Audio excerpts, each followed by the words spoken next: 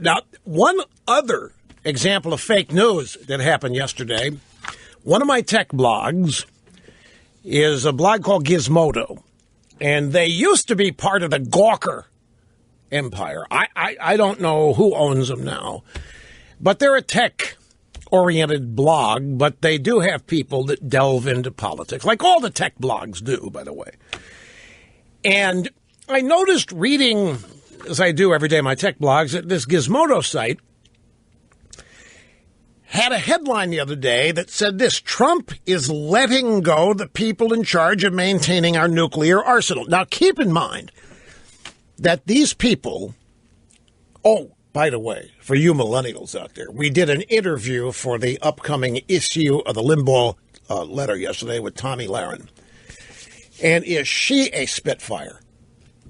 I love those kind of interviews where I don't have to say anything and you just ask the question, sit back, in 10 minutes you ask another one. She's 24 and she's just superb. And I had the greatest time talking with her. And I spent some time talking with her about her generation, the millennials, and the fact that she's not a typical millennial. She's achieved. She's goal-oriented. She's not afraid of anything. She doesn't seek, she's not an innocent snowflake seeking safe spaces.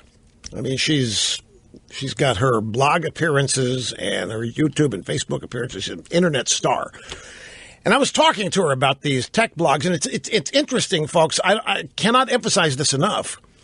I don't care what tech blog you read. Most of them are populated by millennials, and they're all cookie-cutter liberals. They're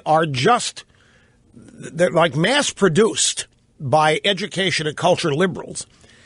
And they're arrogant and condescending with it at the same time. And they literally believe, I'm not exaggerating or making this up, they literally believe that if we don't stop using oil and other fossil fuels, including natural gas, that by the time they are 65, most of the earth will not be habitable. And they talk about such things as climate refuge. In fact, Obama, in his silly farewell speech last night, talked about climate refugees.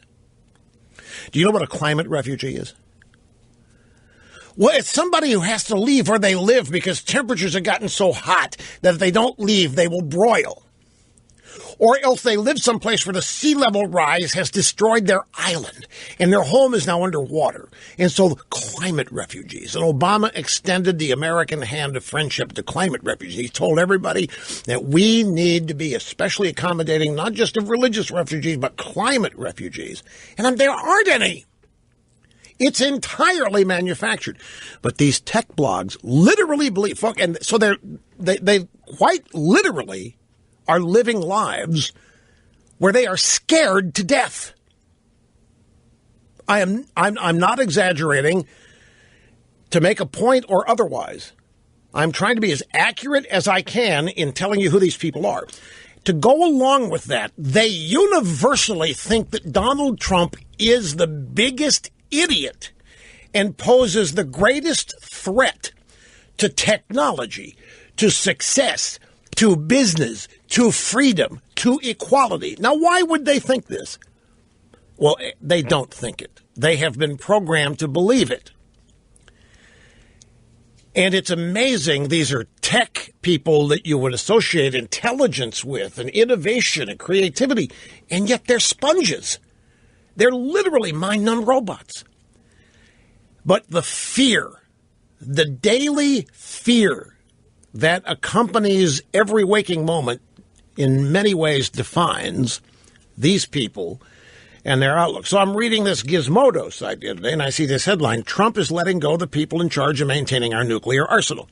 And as I read the story, and the story was that Donald Trump is so stupid and so out of touch that he doesn't think nuclear weapons are a problem, and he's going to get rid of everybody in the government who knows anything about them.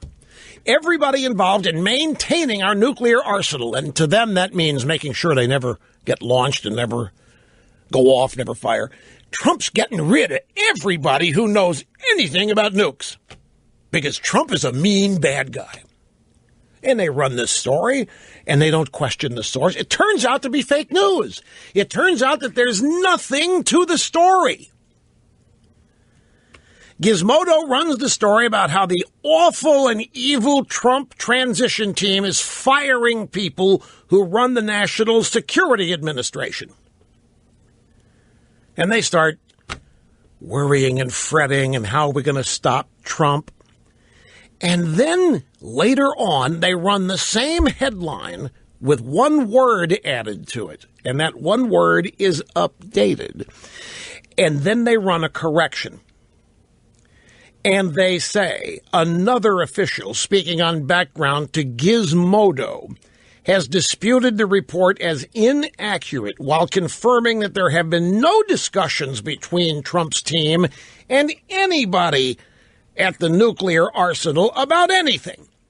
So they believe. Why did they? Because they already believe Trump is scary, that Trump's going to start a nuclear war, that Trump and Putin are buddies, that Trump doesn't believe in climate change, that Trump is just uneducated and wants to deny people their freedom and their liberty, and he doesn't like gays and transgenders, by the way. That's a big deal with the tech blog community.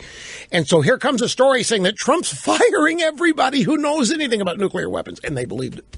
And then they had to run a correction, but they didn't change the headline. They just added the word updated to it. Anyway, they got snookered. It's another example of fake news. It's why I'm telling you. I'm going to continue to. I don't care where you encounter it. If it's on CNN, MSNBC, if it's in the New York Times, wherever it is, your first reaction to anything from now on has got to be, what if this isn't true? Because it is. I think it's overwhelming, the amount of fake news that's out there. And it's out there on purpose.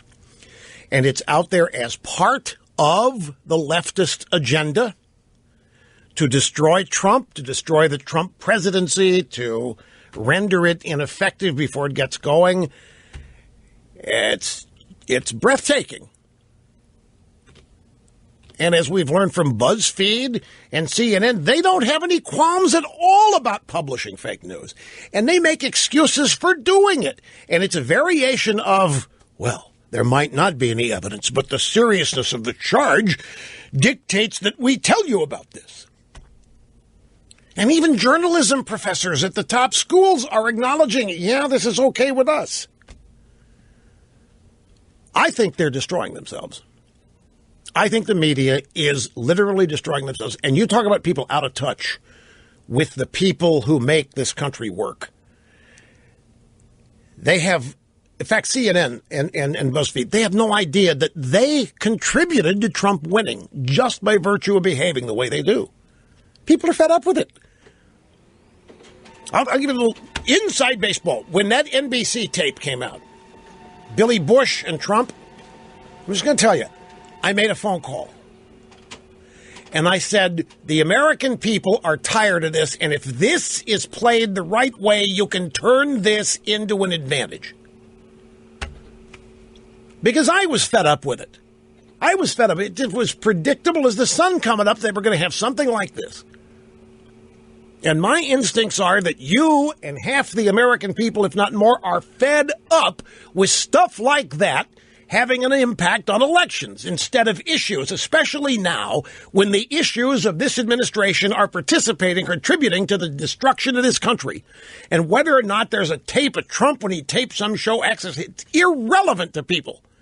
Because it's not nearly as important as what Trump's potential is in terms of fixing these problems. And that's what people cared about. But the people in Washington, it's politics as usual. Because they don't even think there is a crisis. And they don't think the country is in trouble. Nothing's going wrong as far as they're concerned. Their kids get into whatever school they want. They make a lot of money. They're not denied anything they want. They've got power. They've got friends. They've got their network. And what could possibly be wrong? They have not the slight. And these are the people that tell us they're sensitive and they care about the little guy. These are the people looking out for the downtrodden. They couldn't care less about the downtrodden. In fact, they sit there and mock and imitate, make fun of the downtrodden. They impugn them all the time, the little guy, because of where they live. And so They don't get it. Every one of these attempts, every one of these attacks just cements Trump's support base even tighter to it.